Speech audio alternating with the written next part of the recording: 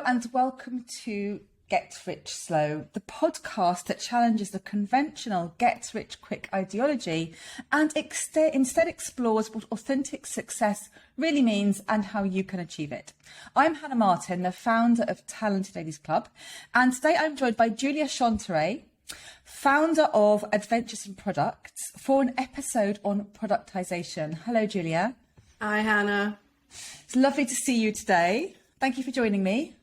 Thank you for asking me. Before we talk about productisation, I would just like to know what success means to you personally.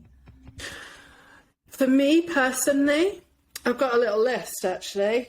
It means no debt, no mortgage, a new camper van, because my current camper van is too small for 3 people and now I've got a 2-year-old, and some nice holidays.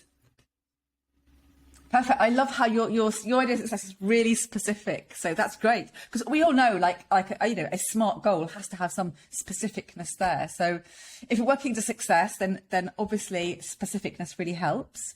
So Julia, what is your background? Obviously, I know you, but the people listening to this podcast won't know you. So who are you? What do you do? Where have you been?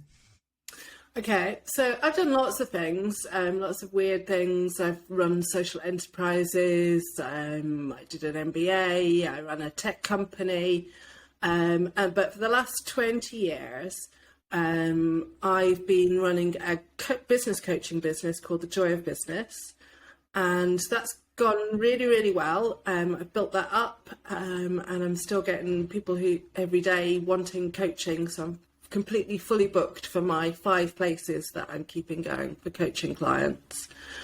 And over that time, I've worked with hundreds and hundreds of different companies. My special area is people who are wanting to grow, but they're less than 30 employees. Once it gets to 30 employees, it's a bit boring. And so that I guess is my main chunk of my background, is one-to-one coaching, and I've built some products within that more general business coaching space as well, and worked with lots of people on productising, and then seeing how good that is and thought, yeah, this is where I really want to go deep and build this up, hence the new brand, Adventures in Products. Great, thank you. And I think I should say here that you were actually my business coach. And if anyone has ever heard me talking about how I first turned TLC around from something that wasn't making money to something that was, Julia is the coach I am talking about that I worked with. So I know that you know your stuff, and you said a term that I have always used since, which I really love, because one of the things that you spotted when we first worked together was that I was really shy about selling what I did. You described it as hiding your bananas, which you have a great turn of phrase, and I have used that expression so often since the people I work with. So I know Julia's work very, very well and can absolutely endorse her brilliance in working and productising as well. Which gets me on to, for those people listening who don't sort of understand what it means, what is productisation? Well, it's confusing because when we think about products, we tend to think about physical things like pens or packets of cornflakes, that kind of products. And that's not what I'm talking about at all when I talk about productising. For me, what I really want to focus on is people who are experts in their field in some way, and they know their stuff, whether that's about environmental audits or ethical investments or SEO or whatever it is. They know their stuff. And at the moment, they're selling their time for money. They go and do things for their client. And what I help people to do and encourage people to do is to break that relationship between how you spend your time and how you get your money.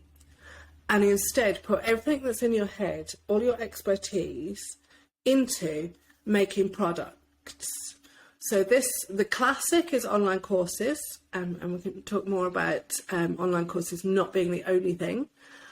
But it might be all sorts of different products. It might be databases, it might be templates. There's such a rich array of things that you can make.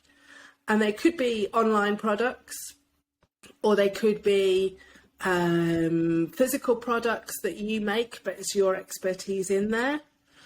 I've got one guy who does a box and you open it up and it allows you to kind of be him with your clients and use all of his techniques, and he's put them on all these cards and different things that you can use like a game.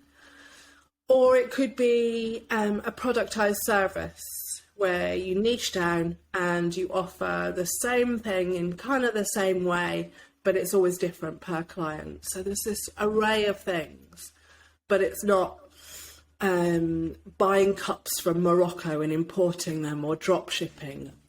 That kind of product, that is a product and it's a perfectly valid business model, but I don't really understand it, so don't come and talk to me about it. So it sounds like it's more about actually turning services that you offer into a product. Yeah. Is that right? That's a much quicker way of saying it. Yes, that's exactly it. Maybe I should be a writer. And so, you know, you've obviously talked about you work with, for example, companies with smaller than 30 employees. Who can productize what they do? Is there a certain type of business or person that can do it? Could it be anyone? Or are there limitations on this? I think it has to be somebody who knows their stuff. So if I wanted to make a product about, I don't know, baking cakes, I know a little bit about baking cakes, but not really. You wouldn't come to me. You'd go to somebody who actually knew how to make a Victoria sponge and could whip one up in seconds. So you have to have some fairly deep expertise to make it worthwhile. But apart from that, I would say almost any business can put together that transformation from services to products. Mm-hmm. It might not look that way to your clients, and there might be variation. It might not be a standalone thing that you do and you just sell hundreds of them. But that's where productizing your services comes in. It just makes it so much more efficient to do it that way. So I think pretty much anybody can do that. And is there, when you've worked with people, is there kind of a common pain point people get to whereby then it becomes the right time? So someone's listening here and wonders, is it the right time for them? Because obviously, if you're just starting out and you're establishing your skills and you're getting to know actually what your customers really want, because obviously you might have, let's say, 20 things that you do and not all of them can be productized, can they? So is there a certain point that people can recognize that, oh, maybe these are some of the signs that the time has come for me to productize, you know, when a certain pain point gets too bad, or I'm finding I'm doing a certain number of things? Or are there clues where someone might be able to spot that? So I guess there are a couple of things. One is where you are doing reasonably well, you're earning okay money, so you're not necessarily doing it for the money, but you wouldn't mind some more money because that's always nice. And you notice that you can't really squeeze in any more clients, or that you have sacrificed holidays, or you can't take time off. It's where you want to take some of your time back. And that then you need to break the relationship between time and how you make your money. So quite a lot of the people that I work with are people who have successful contracting freelance small businesses. And they've got to that ceiling where you go, well, I can't clone myself, so what am I going to do? And there's a ceiling of how much money you can earn on that. You can raise your prices, of course, and I've got a whole book about that, but that only takes you to a certain level. I think the other thing for people who are earlier stage and perhaps don't have a full order book, it's actually useful to think about products at that early stage, because you don't waste all those years of just doing services and doing whatever your clients want. And I think the pain there is often where you've got quite limited time, whether that's that you've got caring responsibilities or children, or you like to go paragliding once a week, or whatever it is, where your time is limited. Then, but you still want to earn decent money, then doing products is good to do at an early stage. And what makes a good product, or rather, sorry, it should be a great product? So obviously there's lots of things that you could potentially productize. So say again, maybe you've got 20 services that you're offering. Not all of them should be productized. Yeah. So how can you spot the gold nuggets that will make a better product than something else? So what you're looking for is the sweet spot, the sort of Venn diagram, where you've got a reasonable market demand, but it doesn't have to be huge. It's better to go quite niche, as in most business things. You want to go quite niche because you're not Unilever. You want to focus on a particular group of people. And it's often things that, or certainly your first products, would be things that people regularly ask for. So they're things that clients know that they want. So you might start off even with a productized service for something that people come to you for and they ask you for it. That's quite often what people do. And then they'll have a premium offering, which is more bespoke on top of that, which is what we quite often know that clients need, but they've asked us for this other thing, so we need to get the foot in the door. So it's what people come and ask you for. But the other part of a great product is where you can make shed loads of money, where you can put into the product, make it so that people perceive that product at a high value. And that's one of my problems with online courses, is that often people don't necessarily perceive those as having high value. So, and also they take a lot of time and effort, as you well know, to put together. There's a lot of love and care that goes into that. So it's something that if you choose the right format, the right customer demand, and the right customer base where they've got budget to pay you, then you can have a truly great product. Okay, and I want to take you back to something you said just now, and actually this is something that obviously we understand about marketing and that you and I actually worked on, and it's like that's the idea of a product ladder, because when you're productizing as well, I'm guessing that it's not just about one single product, but actually you might want to take people through a journey, and then there might be sometimes that and we know in marketing, don't we, that people aren't always ready to go straight to your high value product. They might want to test the waters. So should people be looking at potentially over time building a sort of tiered range of products with different values that meet different needs? Is that something that's good to do? Definitely, yeah. So that's what you have is a range of products. Some are not a huge amount of money, and some are more expensive, and some are a fair whack of investment. I don't call it a product ladder because I don't think that people just go up, because they're human, and human beings make all sorts of different odd choices. So I see it more as an ecosystem, and there are different sorts of ecosystems depending on your market or what kind of products you want to make, where you're offering different products, different price points, different levels of complexity. Some will do all of the stuff or a big chunk of it, and some will do just one task. So I've got some products which are just a spreadsheet. I've got one that's the priority product decision maker, and it's just a spreadsheet to help you decide which products you should focus on next. And so it's a very limited, you're not always going to use that or need it, but it's really useful when you do. So it's just one thing. And I think people enter the ecosystem at different points. But if I look at how my own product business works, I've just had a launch for my biggest product, Productise Your Expertise, which is my 6-month program.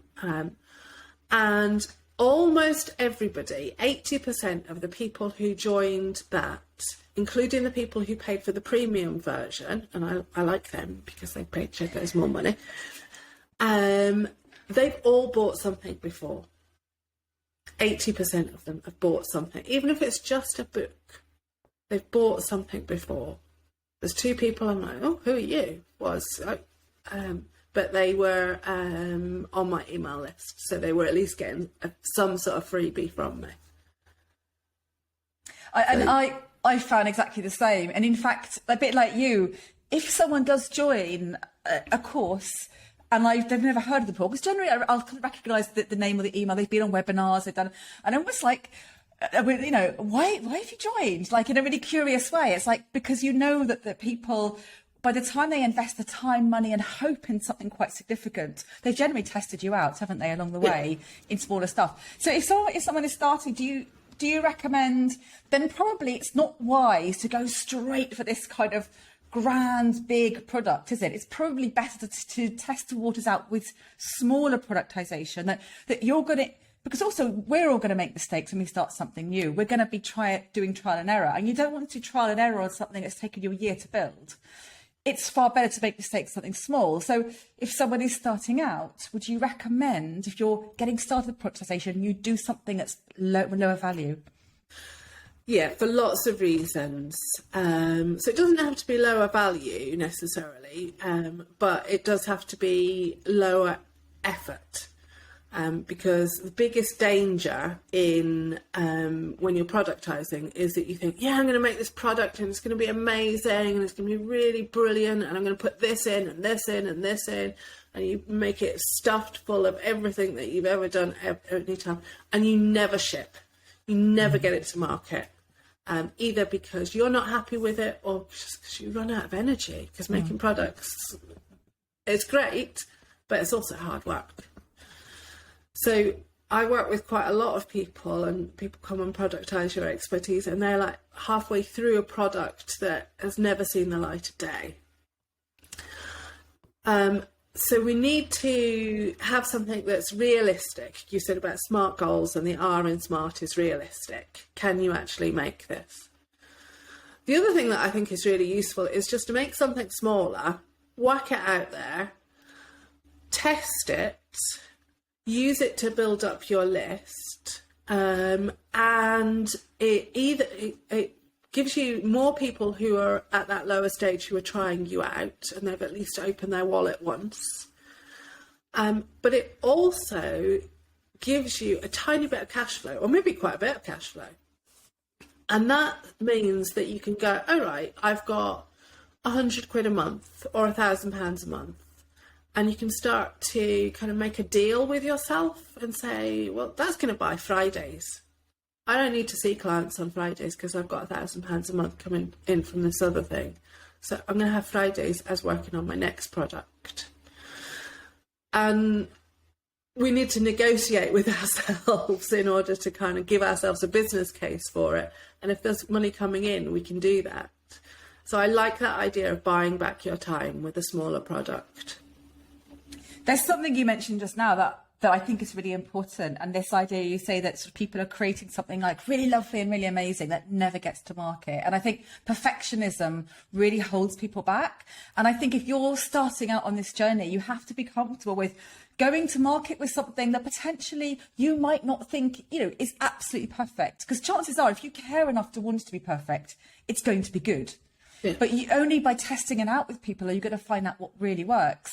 And you at some point it has to go to market. I don't know how you feel about this, but over lockdown I created a course on how to create and sell your first course, because I realised that so many people needed to be doing that as a way to bring in an income where they couldn't otherwise.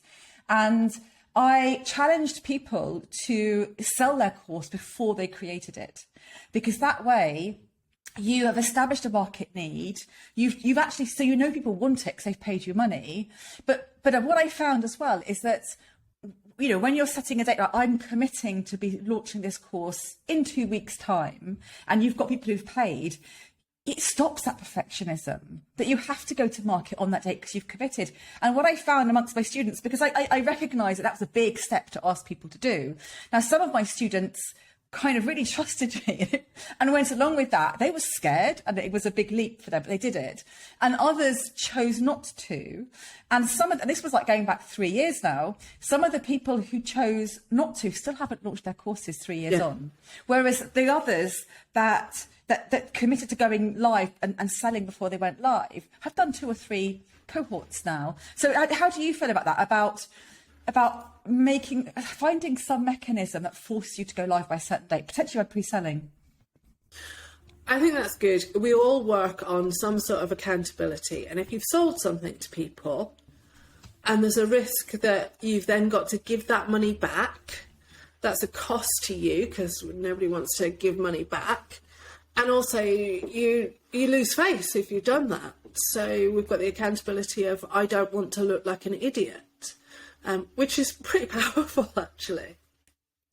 I think that totally works. And I've done that to make myself make something. So I did a course, which is a program, which is I recorded the first 2 modules while I was selling it, and then I kept 2 modules ahead of the cohort and released it every fortnight. And there was only 1 module that I was late on, and that was by 2 days. So I managed to do it. It was hard, and I think I shouldn't have done something quite as complex as that for using that approach. But what was also great about that approach is that I had to steamroller through the learning curve. So there were things that I needed to learn to make that product, and I had to just get on with it and go, oh shit, I don't know how to do that. What am I going to do? Right, okay, where's that YouTube video? I'm doing it. Right, okay, so you do that. Right, click this button here. Cool, it's worked. Or no, it hasn't. And I'm a big one for learning, but I can use learning as procrastination. And I know that I'm not alone in that one. So if I didn't have that deadline, I probably would have looked at 5 YouTube videos and perfected it and gone, right, do I totally understand this? But it made me go, right, what do I need to know? How to do this? Right, okay, let's do this, do that, on we go. And I got a lot of stuff done, much more than if I'd have just said, I'm going to do this by some set date. So as long as you keep it relatively simple, getting people to pay in advance is great. People do that with all sorts of things in order to give them the accountability. Plus, it gives you that cash flow, so you can make another bargain with yourself and say, right, I'm now going to take Thursdays off to do this thing because people have already paid me for it. And I will say, if anyone's listening to this and thinking, this just makes me too uncomfortable, you can also tell people that your first one is a beta program. And which allows for, especially this idea of perfectionism, which allows for things not to be 100% perfect. And I will also just say to this is that, when I put my courses out, I do think that they are the best I could possibly create at that time. And then sometimes I'll get people coming back to me and saying, like, for example, when I put Create and Sell Your First Course out, one of the things I recommended people do is survey people. And I said, go and use SurveyMonkey or whatever. And then I had people saying, well, I don't know how to use SurveyMonkey, which I didn't realise that might be a tech barrier. And then I just simply created a behind the scenes video and showed them how to use technology I recommended. So it's actually quite good to put things out there because you're never going to know what the things that your students are going to struggle with until that stuff is out there. But you can make it better while you're going ahead and doing it. So there's nothing wrong with improving your products while they're live. And I think people really appreciate that, don't they? That they really value the fact that you've listened to feedback and you've made it better. It reflects well on you, not poorly. I think so. So perfectionism is a fear of looking like an idiot because you haven't done something that is totally perfect. But actually, it is better to do something that is not perfect and improve it and listen to customers, like you say, than it is to have it's 99% perfect and nobody's got anything to kind of dig into.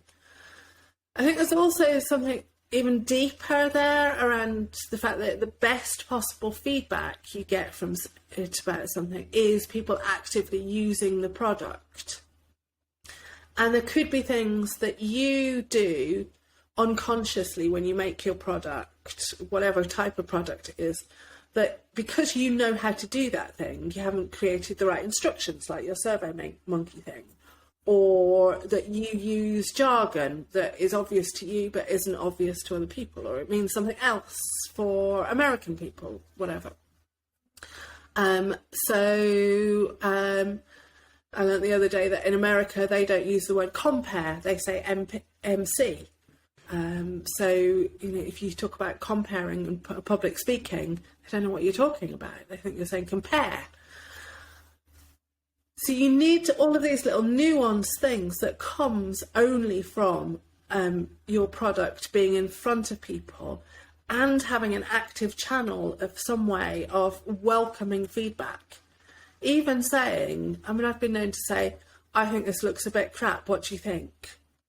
And people have either reassured me that that's okay, or they've made some technical point about it and said, well, it could be better with this, so I've gone and redone it. Definitely. So if someone's getting started with the productisation then, so first of all, we know that they need to kind of look at stuff, there's a demand for it. It's a niche that you can make money on it. People have got the money to spend on it. We know it's good to have accountability, whether you're setting it yourself internally or you're doing it externally by pre-selling. What are some of the other kind of things people need to really think about? Or we also know, that it's good to start with maybe a lower, an easier kind of thing to do. There's less it's more realistic and less investment in your time, but also for someone else's time as well. What other kind of things should they think about if they're getting started in productisation on a practical basis? Pricing. As with everything else, when you're running a smaller business, people undercharge. People do not charge what it's worth. And when you're first starting out, you have a lack of confidence that leads to you not charging what you can actually get for it. So you miss out on loads of money. And again, this is something that people do with online courses. I bought something the other day, $19.99, and I thought, no hesitation at all. I just needed to know about this particular thing. I'm like, yeah, okay, I'll give you that money. And there was tons of really good stuff in this course. And I was like, oh yeah, I need that bit and that bit. It gave me far more than $19.99. It was dollars as well, so it wasn't even pounds. So she could have charged $100, $150 for that easily because it was so full of value. And it looked like it had taken her, 100 hours to make. So people charge these very low rates, and people often charge what they think they would pay, but you're not your target market. And so you need to charge what your customer will pay, and what your customer will pay even when they're making this sort of okay face. So it needs to hurt just a little bit. And you can put that up later, but I'd say go in at the proper price straight away. You don't have to give people discounts. You don't have to discount the beta version. Any of this. These are all, they're slightly cowardly custard. Just go and charge. And if it's worth £1,000, charge £1,000. And have you got any tips on, because I know you have written an entire book on pricing. I could interview you just about pricing. In fact, I would love to if you would like to come back. Let's do that. I have had people ask about pricing. So anyway, that's in a sidebar. Quick tip then, if someone says, well, how do I know what the price is? How, I'm creating my first ever product. Have you got a quick kind of guide to how they might work out the pricing? Well, this is something that people ask within the Productise Your Expertise programme all the time and get really, really wrong. And I'm usually there going, no, that needs to be £350. You need to do this. Is there VAT on that? How's this going to look? Do you need to charge in dollars? Can you put it in a bundle with something else? Do not ask customers. This is one area where market research is really difficult, because if you say to somebody, how much would you pay for this bottle of grapefruit essential oil that I've got on my desk? People just think about what they last paid for a little bottle of essential oil. So they've got an anchor price in their head. And that's nothing to do with how good your essential oil is, or your product is, or what need it has. And there's usually a range. So you need to look around at a wide variety of other price points for similar-ish things, not necessarily similar products, but other things that your target market will pay for. And if they won't pay good money for other things, they won't pay good money for your things. So you might need to look at a slightly different target market of people who actually have money to spend. I've even done this exercise with people where I've said, right, I've got a really clear picture of the decision maker here. How much does she pay for a pair of boots? Now, I can go out today and buy a pair of boots on Amazon or something, and what would be like 20 quid or something, it'd be horrible. But there would be a pair of boots. Or I could go to London and spend, I don't know, £1,000 on a pair of boots. So my thing for a pair of boots would be £200. That would be my sort of... So somebody trying to sell to people like me, you've got something that says £200 is a decent investment, but but it's not too painful for them. So you try and get some sort of reference point, where, even if it's something like a consumer product, what do they also buy for their company? What else are they spending? Do they have offices? Are there offices in London or in Hull? Because office rents are going to be very different. But ultimately, what you're saying is, what difference will this make to their business or to their lives? So it's about value, isn't it? What's the value? And you talked about perceived value earlier on. And I love that thing about kind of measuring the boots. I came to realization in lockdown about when people say they can't afford something, what they actually mean. Because I was shopping for a friend whose husband was vulnerable, and I was at the supermarket, and she said she wanted, I don't know, Pinot Grigio. And I suddenly realised that there's not one bottle of Pinot Grigio, there's about 10. So I phoned her up and I said, which one do you buy? Pinot Grigio, the cheapest one. Now, this friend will spend about £200 every 6 weeks on her hair. And I spend about £25 every 6 weeks on my friend cutting it for me, and then a box dye, which you could probably tell by my hair. And I would say, I can't afford to spend £200 on my hair. What I actually mean is, I don't value that £200. I don't think that's worth it on my hair. But I don't spend £200 on wine, well, not one bottle, but I would never, ever buy the cheapest bottle of wine. I like to have a really nice wine, and I spend a lot of money on wine. And so she would say that she couldn't afford a more expensive bottle of Pinot Grigio wine. And I realised then that when someone says to you, I can't afford something, what they actually mean is I can't value it. I don't value it at that price. Yeah. And so it's that, I think with pricing, it's being unafraid to charge what you're worth, because recognising that the people who say they can't afford it actually aren't your customer because they don't value it.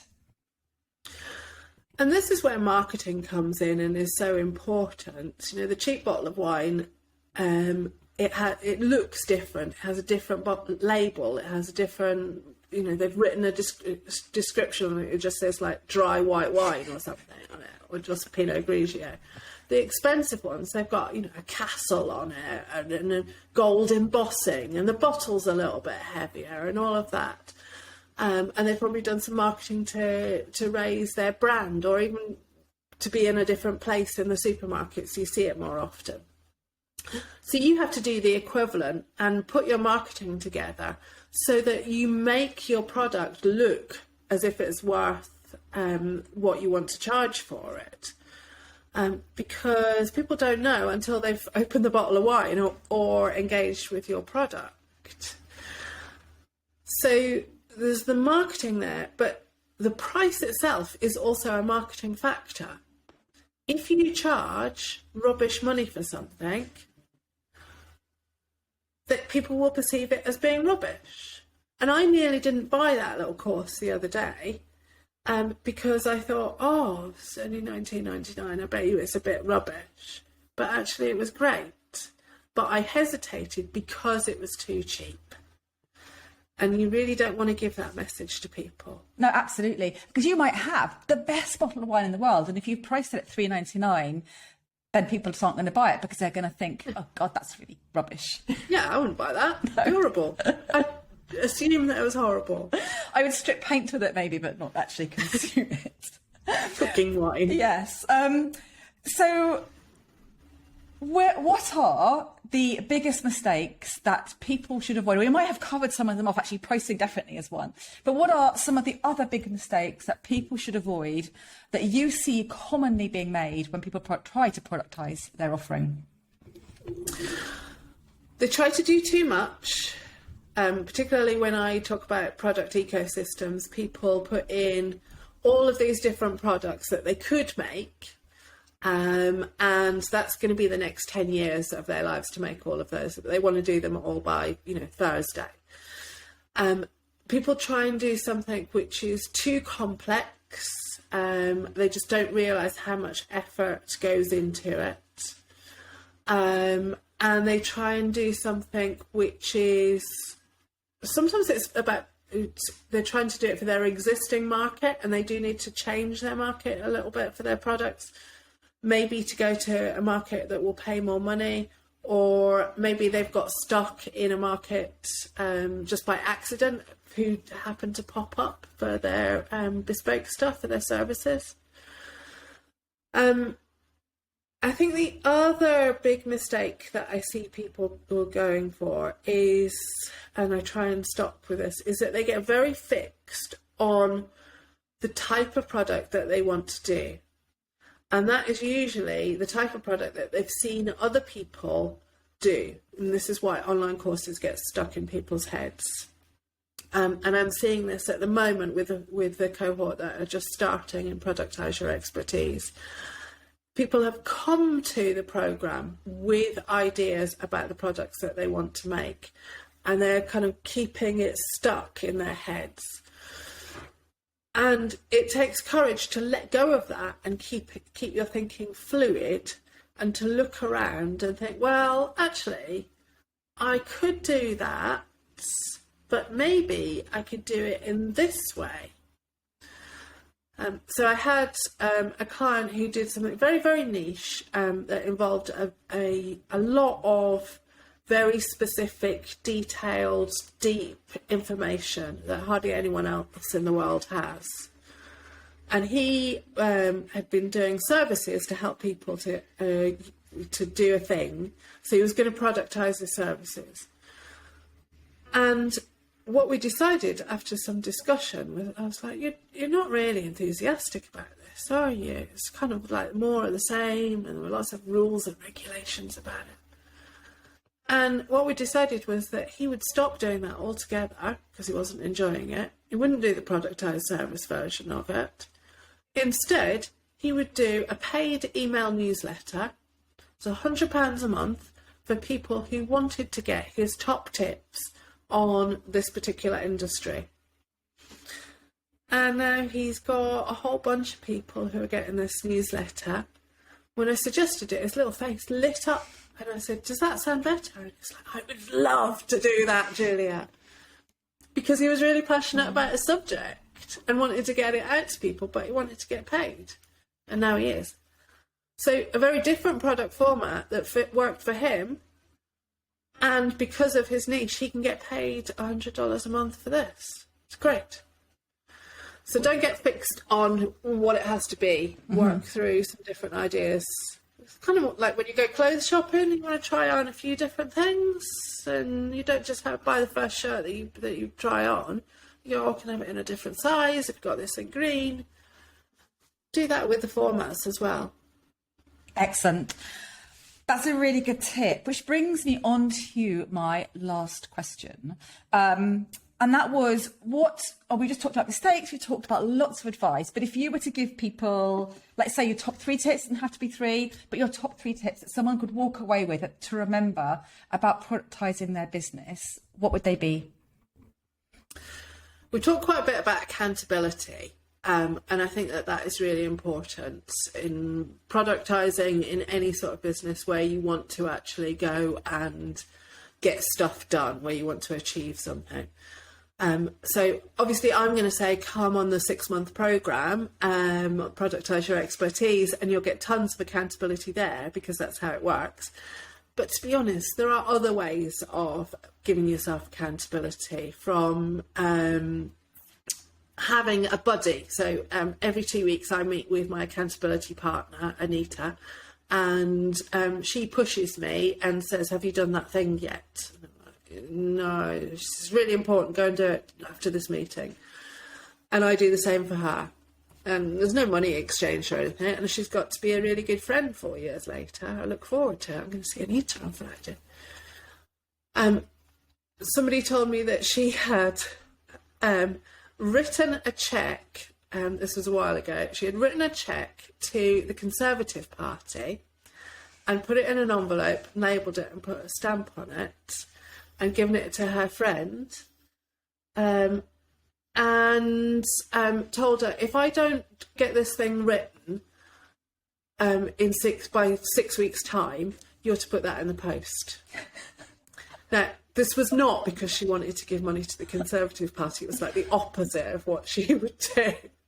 I was like, oh, you did what? You risked giving them money? That's terrible. But she got the thing done.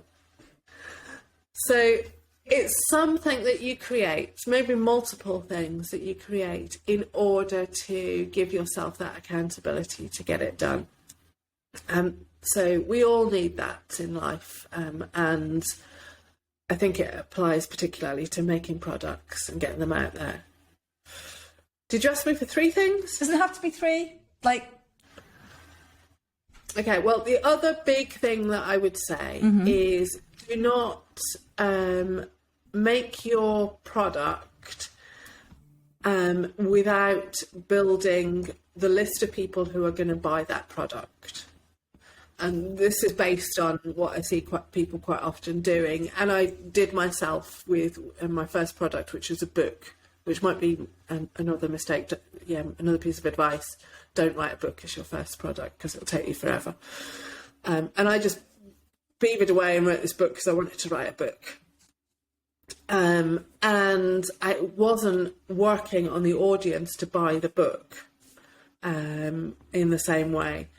So what you need to do is go, right, okay, I'm going to productise, I'm going to build these products, I've got a few in mind, I'm going to start with this one, and I'm going to have, I call it parallel tracks, and I'm going to spend time on building the product, and I'm going to spend time on building the audience.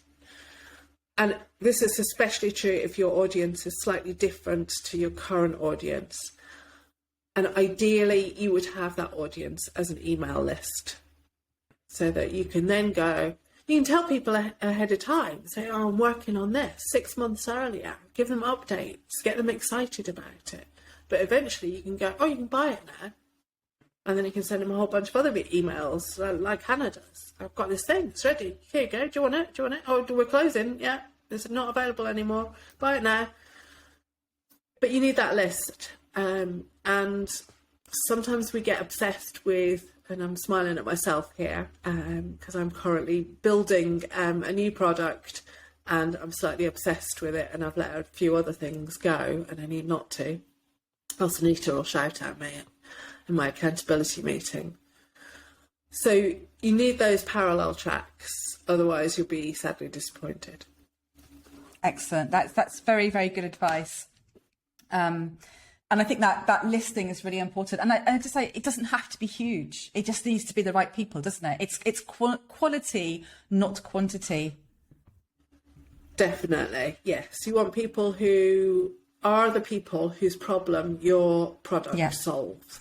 And I once worked with, she was an American lady, and she only had initially about 260 people on her list. In the process of this week-long launch, she put it up to 500 because she was talking at quite a big event.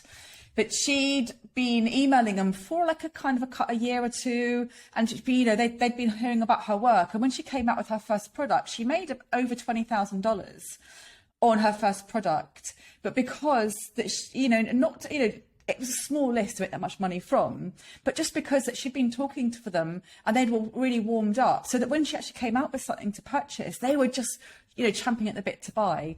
So it doesn't have to be huge, but you do need to, grow that list and talk to them and warm them up. Don't just kind of, oh, you're on my list, I'm going to park you there and come back to you 3 years later, because that doesn't work. It's just rude anyway. Yes. Send something out, even if it's just every 6 weeks. Send something nice out. So thank you so much, Julia. That was really, really interesting. if someone wants to find out more about you and productisation, where can they find you? Okay, so I have a new website called adventuresinproducts.com, and you can just find that on the internet. There's also tons and tons of free advice and resource on the website and on the email list. So I send out emails every week with top tips, things I've noticed about what other people are doing, and that's exclusive content. So that would be my recommendation there, adventuresinproducts.com. Excellent. Thank you so much for joining me today.